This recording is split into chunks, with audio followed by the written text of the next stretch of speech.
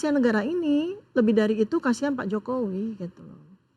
Jadi kan dari awal, dari sejak kasus ini bergulir saya menjadi tersangka, ini sebaiknya dihentikan deh. Bukan karena saya takut atau enggak, bukan.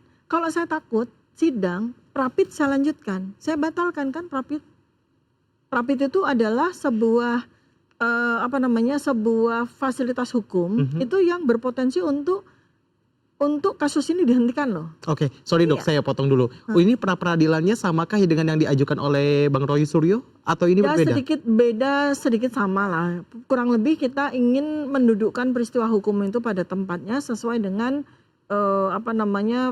referensi maupun argumentasi yang kita bangun gitu. Sehingga kalau Prapit itu terjadi dan berhasil, ya tidak akan ada sidang kan gitu. Intinya kan itu. Jadi ini kan fasilitas yang istimewa sekali buat saya karena sidang masih lama kan, masih 1 minggu lagi kan. Seharusnya saya kalau memang nggak mau sidang atau saya takut sidang atau saya takut banget sama sidang, saya Prapit saya ajukan kan. Ternyata Prapit saya ajukan, saya menghormati 2 institusi. Saya menghormati presiden, ya. Saya menghormati semua lembaga hukum yang terlibat dalam peristiwa ini, terutama kejaksaan dan kepolisian. Kejaksaan terutama ya utamanya karena mereka ternyata punya kebijaksanaan untuk tidak menahan saya. Ya udah.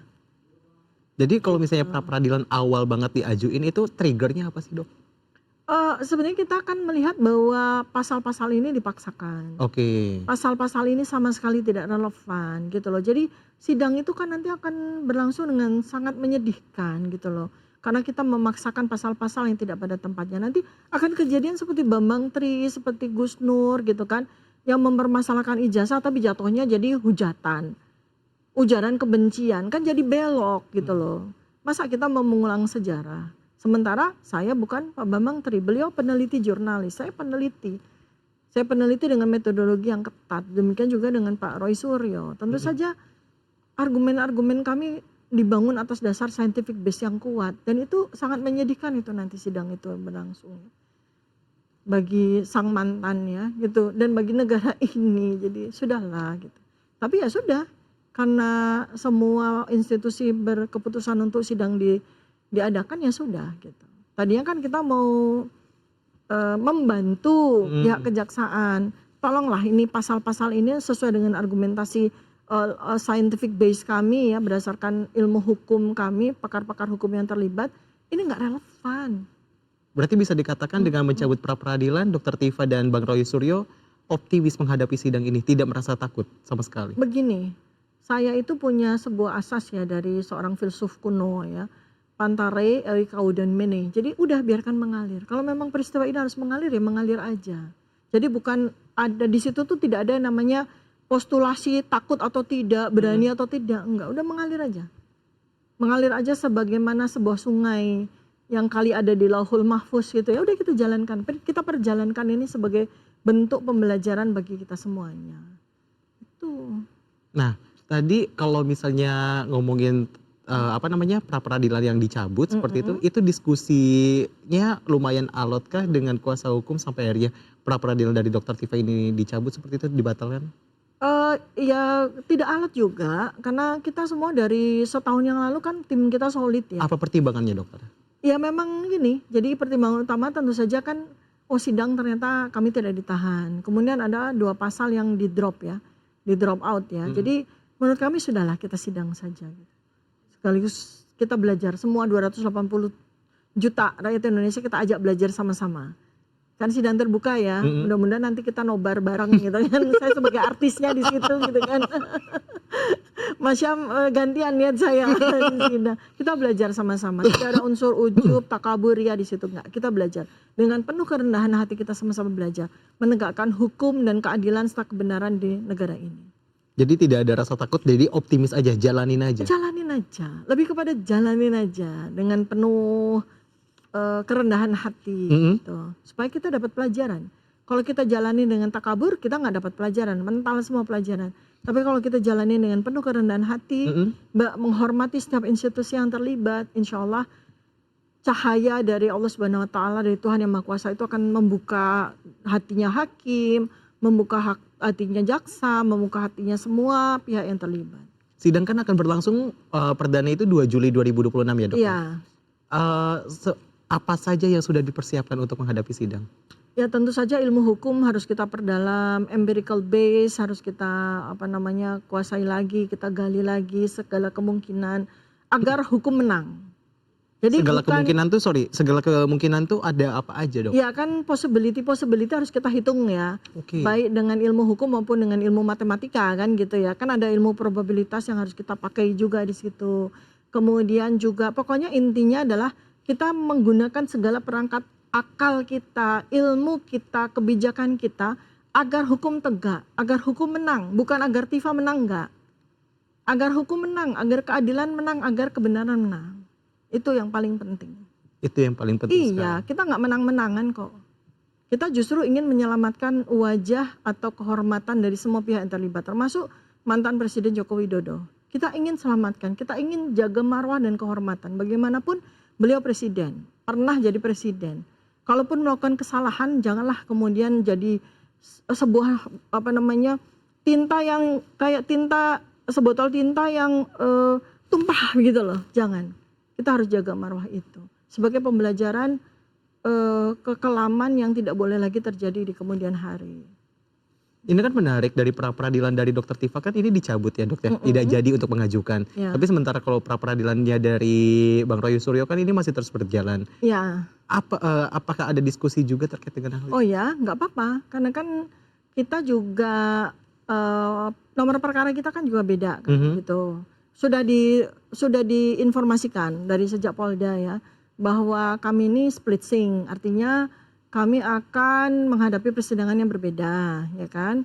Walaupun kami sekata, walaupun kami katakan dalam setahun ini menjadi satu tim, beliau adalah sahabat lama saya, tetapi ketika kita menghadapi sidang, ternyata kan memang sidang sendiri. Ini bukan soal strateginya beda-beda, enggak.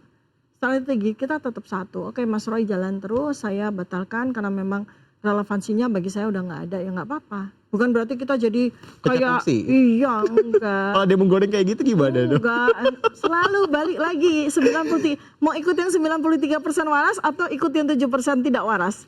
Enggak, jangan tidak, non waras. Bahasanya diperhalus. Tapi sebenarnya kalau misalnya ada yang menggoreng-goreng seperti itu, saya balik lagi penasaran seperti itu dengan kondisinya dalam tanda kutip psikisnya Dr. Tifa dan juga Bang Roy Suryo yang sebentar lagi akan menghadapi persidangan dan ini kan kasusnya udah bertahun-tahun kayak gitu loh. Ya, itu kan sedihnya ya bertahun-tahun ya. Bahkan kalau dihitung-hitung dari sejak awal itu 2016 loh. 10 tahun loh. 10 tahun gitu loh. Jadi ayolah kita hentikan ini semua dengan apa? Dengan ilmu. Ilmu sudah kami kerahkan untuk menyempurnakan apa yang didapatkan oleh Pak Bambang Tri sebagai peneliti jurnalis. Sekarang kan seperti sudah saya ingatkan ya sejak setahun yang lalu. Kalau sampai Tifa dan Roy itu diperlakukan seperti ini, maka akan muncul 1000 Tifa berikutnya, 1000 Roy berikutnya. Sekarang udah muncul satu demi satu para doktor, para ilmuwan kan seperti Dr. Bonatwa Silalahi, Dr. Leonid, dan diikuti yang lain-lain kan, sibuk sekali kan ini sidang KIP di mana-mana.